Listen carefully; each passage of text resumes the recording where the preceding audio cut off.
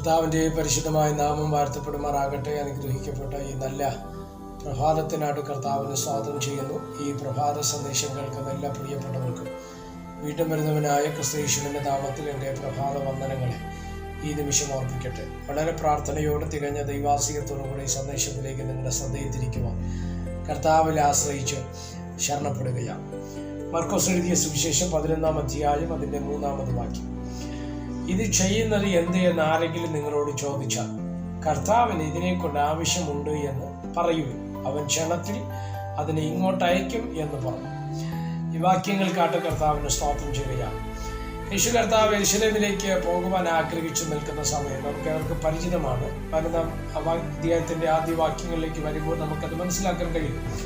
അവർ യെരൂശലേമിനോട് സമീപിച്ച് ഒലിവുമലയരികെ ബേത്ത്ഫാഗയിലും ബെഥാനിയയിലും എത്തിയപ്പോൾ അവൻ ശിഷ്യന്മാർ 2 പേരെ അയച്ചു അവരോട്, നിങ്ങൾക്ക് എതിരെയുള്ള ഗ്രാമത്തിൽ ചെല്ലുവിൻ, അതിൽ കടന്നാൽ ഉടനെ ആരും ഒരിക്കലും കയറിയിട്ടില്ലാത്ത ഒരു കഴുതക്കുട്ടിയെ കെട്ടിയിരിക്കുന്നത് കാണും, അതിനെ അഴിച്ചുകൊണ്ട് വരുവിൻ. അങ്ങനെ പറഞ്ഞാണ് ശിഷ്യന്മാരെ പറഞ്ഞു വിടുന്നത് അല്ലേ.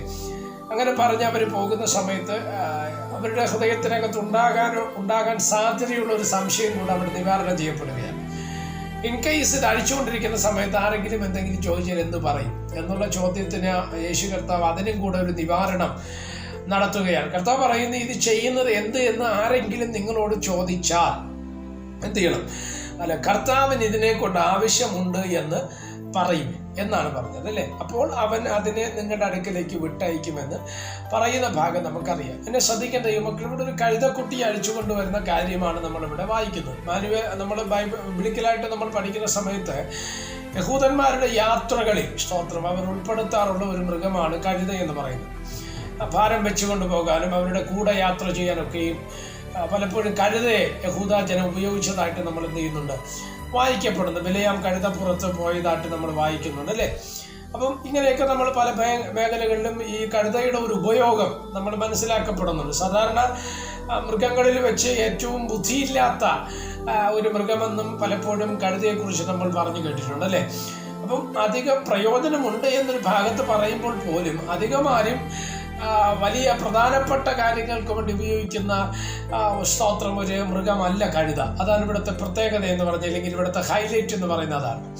ഇവിടെ പറയുന്നത് ഒരിക്കലും ആരും ഇതുവരെ കയറിയിട്ടില്ലാത്ത ഒരു കഴുതക്കുട്ടിയെ നിങ്ങൾ അഴിച്ചു കൊണ്ടുവരാനാണ് പറഞ്ഞത്. അപ്പം അതിനകത്ത് പറയുന്ന ഒരു കാര്യമാണ്, ആരെങ്കിലും ഇതെന്തിനാണ് നിങ്ങൾ ഇത് അഴിച്ചു കൊണ്ടു പോകുന്നതെന്ന് ചോദിച്ചാൽ കർത്താവിന് ഇതിനെക്കൊണ്ട് ആവശ്യമുണ്ട് എന്ന് പറയുവിൻ. എന്താ അതിൻ്റെ അർത്ഥം? എന്നെ ശ്രദ്ധിക്കുന്ന ദൈവമക്കളോട് ഞാൻ ഈ പ്രഭാതത്തിൽ ഒരു സന്ദേശം നിങ്ങളുടെ ഹൃദയത്തോട് കൈമാറുകയാണ്. സ്തോത്രം. പലപ്പോഴും നമ്മുടെ ജീവിതം കൊണ്ട് മറ്റുള്ള പലർക്കും പ്രയോജനമില്ല എന്ന് തോന്നുന്ന ഒരു സാഹചര്യം നമ്മുടെ ജീവിതത്തിൽ വരും അല്ലേ.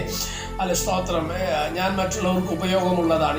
ഇനി ഉപയോഗമുള്ളവരാണെങ്കിൽ പോലും നമ്മൾ ശ്രദ്ധിക്കുക. ഇന്നത്തെ ഈ കാലഘട്ടത്തിൻ്റെ ഒരു രീതി അനുസരിച്ച് നമുക്ക് മനസ്സിലാക്കാൻ കഴിയുന്ന ഒരു കാര്യമാണ് യൂസ് ആൻഡ് ത്രോ, ഉപയോഗിക്കുക കളയുക എന്നൊരു കോൺസെപ്റ്റിലേക്ക് ഇന്നത്തെ മനുഷ്യ സമൂഹം വന്നു നിൽക്കുന്ന ഒരു കാര്യം നമുക്കറിയുവാൻ തക്കവണ്ണം കഴിയുന്നു. മാനുഷിക ബന്ധങ്ങൾ പോലും പലപ്പോഴും അങ്ങനെ ആയിത്തീരുന്ന ഒരു ഘട്ടത്തിലേക്ക് വരികയാണ്. സ്തോത്രം, ഹല്ലേലൂയ. അപ്പം നമ്മളെ പോലുള്ള വിശ്വാസ സമൂഹം ഇല്ലെങ്കിൽ ദൈവത്തോട് അത്രയും ബന്ധപ്പെട്ട് ആത്മീക നിലവാരം പുലർത്തിയിരിക്കുന്ന പല വ്യക്തികളുടെ ജീവിതത്തിനകത്ത് നമ്മുടെ ഹൃദയത്തിനകത്ത് ഉയർന്നു വരുന്ന ഒരു ചോദ്യമുണ്ട്, എന്തുവാ, എന്നെ ഉപയോഗമില്ലേ? സ്തോത്രം, എന്നെ ആർക്കും വേണ്ടേ?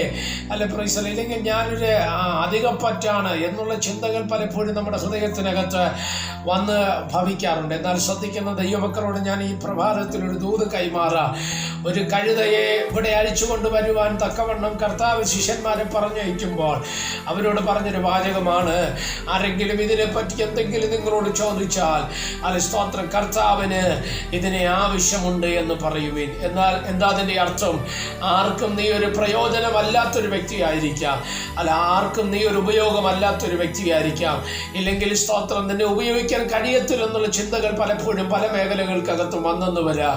പക്ഷേ ഇന്ന് പ്രഭാതത്തിൽ നിങ്ങളോട് കൈമാറുന്നൊരു വെളിപ്പാട് തിരുവചനത്തെ ആധാരമാക്കി ഞാൻ പറയാം, ആർക്കും വേണ്ടെങ്കിലും ദൈവത്തിന് നിന്നെ കൊണ്ട് ആവശ്യമുണ്ട്, ദൈവത്തിന് നിന്നെ കൊണ്ട് പ്രയോജനമുണ്ട്. കാരണം യെരൂശലേമിലേക്ക് പോകുമ്പോൾ നിന്റെ പുറത്തു കയറി പോകാൻ കർത്താവിന് ആഗ്രഹമുണ്ട് എന്നുള്ളത് നമ്മൾ ഇന്ന് പ്രഭാതത്തിൽ മനസ്സിലാക്കുക. എന്നെ ശ്രദ്ധിക്കുന്ന ദൈവവൈതലേ, അല്ല സ്തോത്രം, ഒരു പക്ഷേ അപ്പനോ അമ്മയ്ക്കോ സഹോദരങ്ങൾക്കോ ഭാര്യയ്ക്കോ ഭർത്താവിനോ മക്കൾക്കോ ഒരു പക്ഷേ നമ്മൾ ഉപയോഗമല്ലായിരിക്കാം, പക്ഷെ കർത്താവിന് നിന്നെ ആവശ്യമുണ്ട്. എന്തിന്? കർത്താവിന് വേണ്ടി ഉപയോഗിക്കപ്പെടുവാൻ ദൈവത്തിന് നിന്നെക്കുറിച്ച് ആവശ്യമുണ്ട് എന്നുള്ളത് ശ്രദ്ധിക്കപ്പെടണം. അല്ല, ദാവീദ് എന്ന മനുഷ്യനെ ആർക്കും വേണ്ട, അപ്പന് വേണ്ട, അമ്മയ്ക്ക് വേണ്ടാത്തവരെ സഹോദരന്മാർ അല്ല യുദ്ധക്കളത്തിൽ വന്ന സമയത്ത് നീ എന്നത്തിന് ഇവിടെ നിൽക്കുന്നെന്ന് പറഞ്ഞ് ഓടിച്ച അല്ല ദാവീദ് പിന്നത്തിൽ ഇസ്രായേലിന്റെ ഭാവി രാജാവായിട്ട് മാറുവാൻ തക്കവണ്ണം ഇടവന്നില്ലേ? ദൈവം അവനെ ഉപയോഗിച്ചതാണ്. ദൈവം നിന്നെയും ഉപയോഗിപ്പാൻ തക്കവണ്ണം ദൈവം ശക്തനാണ്. നീ ദൈവത്തിന് പ്രയോജനമുള്ളവനാണ്. അതുകൊണ്ട് പ്രാർത്ഥിക്കാം, കർത്താവ് നമ്മളെ സഹായിക്കട്ടെ. പരിശുദ്ധനായ ദൈവമേ, സ്വർഗീയ നല്ല പിതാവേ, മനുഷ്യർക്ക് ഉപയോഗിക്കാൻ കഴിയാത്ത രീതിയിൽ തള്ളപ്പെട്ട് കിടക്കുന്ന, അന്യപ്പെട്ട് കിടക്കുന്ന, പുറന്തള്ളപ്പെട്ട അനേകർ ഈ സന്ദേശം കേൾക്കുന്നുണ്ട്. കർത്താവെ, ദൈവം അവരെ ഉപയോഗിക്കേണ്ടതിനായി പ്രാർത്ഥിക്കുന്നു. കർത്താവിന് ഉപയോഗമുള്ളൊരു പാത്രങ്ങളാക്കി, വ്യക്തികളാക്കി ദൈവം അവരെ തീർക്കേണ്ടതിനായിട്ട് പ്രാർത്ഥിക്കുന്നു. സ്വർഗം അങ്ങനെ ചെയ്താട്ട് മഹത്വം അങ്ങേക്ക് യേശുവിൻ നാമത്തിൽ തന്നെ. ആമേൻ. എല്ലാവരെയും ദൈവം അനുഗ്രഹിക്കട്ടെ. God bless you.